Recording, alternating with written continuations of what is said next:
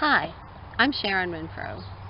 Our hearts and minds at SharonRenfro.com believes that we must open our minds before we can open our hearts to one another. A fundamental idea to an alternative way to understand the psychology of relationships. Now, this means that thinking is the key to successful, meaningfully connected relationships. Today's video applies the 3 steps of thinking to the relationship issue of having the same argument over and over and over again. Now, I'm going to talk about, very briefly, the 3 steps of thinking, but I'm going to give examples for each of those so that you understand what it is I'm talking about. The first step of thinking is to research, and that means the gathering of pertinent and objective information.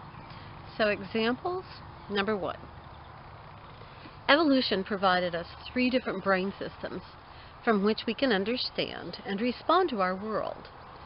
2 of these systems were designed to function and secure individual safety in physically dangerous worlds during the time of early human being. The emotional system, based on instinct, is the most ancient system, and it assesses everything the individual perceives in the relationship system at the very lowest level of self-awareness. The subjective system, that allows the sensation of feelings, provides a very simple feedback to the emotional system. So you have an emotion, you sense an emotion, and then you sense a feeling. Number 2, the emotional system has served a vital function to secure a future for the human being on the stage of evolution. Number 3, even though the relationship world has become a much safer place for most human beings, the emotional system continues its function to quickly assess individual safety or threat in relationships. The amount of information in our world has increased dramatically, and the nature of the relationship has shifted dramatically, which renders the emotional system all but useless to ensure individual maturation and long-term sustainable committed relationship success. What were adaptive strategies in a physically dangerous environment end up being actually destructive behaviors in complex relationship systems. Number 4, because the emotional system secured the safety of the individual and the species was further enhanced during required extended periods of child rearing by the evolution of feelings, these functions actually continue. Number 5, conventional psychology has encouraged us to use the gut, the lizard brain, and feelings instead of engaging more complex functions of the thinking brain. Number 6, only 4 behaviors are possible with the lizard brain to keep us safe in a threat: conflict, fight; distance, flight; pretend, camouflage; and cut off, play dead, all of which can be intensified through the experience of feelings. These 4 behaviors are meant to decrease the anxiety generated by threat perceived by the emotional system as only short-term remedies to immediate threats. No problem resolution there.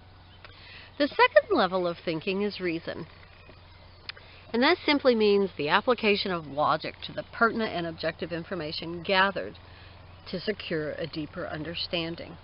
Number 1, with a short-term focus to lower anxiety to secure immediate individual safety, regardless of any concern for the relationship partner, resolution of relationship issues cannot occur simply because the actual issue is never identified. An emotional instinctual assessment based on learning during the early years of life keeps the focus anchored on the security of the individual using far too little information. Number 2, what appears to be the rehashing of old problems is actually the continued failure to identify and recognize the real issue and relationship process. Conflict, distance, pretend, and cutoff result in the sense of problem resolution because the anxiety is reduced temporarily. Without the process of thinking, we cannot get unstuck from repetitive relationship patterns.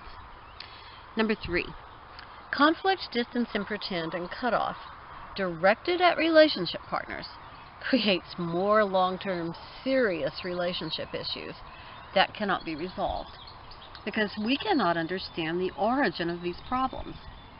Thinking helps us to understand how the past informs the present. Number 4, highly effective adaptive strategies applied in circumstances for which the brain system was not designed become maladaptive and exacerbate the state of threat experienced by the individual in the relationship. For example, taking time to think through a response and consider the multiple solutions can result in physical harm in a truly physically dangerous environment. But the same process in a complex situation like relationships can offer multiple solutions that make a real positive difference. Step 3 of thinking, reflection.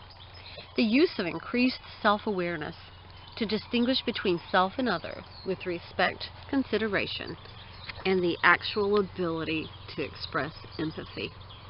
Number 1, it promotes increased self-awareness, which then allows the individual to differentiate the self from the relationship partner, a step that's necessary in order to use empathy. Number 2, when we have secured our own individual safety through thought, we are then free to deeply and genuinely consider our relationship partners. Number 3, individual safety can be attained through problem solving, being able to use massive amounts of information to expand our understanding, being able to consider various possible points of view and weigh advantages and disadvantages, generating respect and consideration of self and other, which reduces selfish and selfless behavior. And then we can actually reach real solutions that work. We must open our minds to be able to open our hearts. Now, if these ideas have been beneficial to you, please like us so that others can find us and get the help that they need. You can find additional information and extended discussion of these ideas at SharonRenfro.com on our free podcast, Our Hearts and Minds, The Psychology of Relationships. And thank you for listening.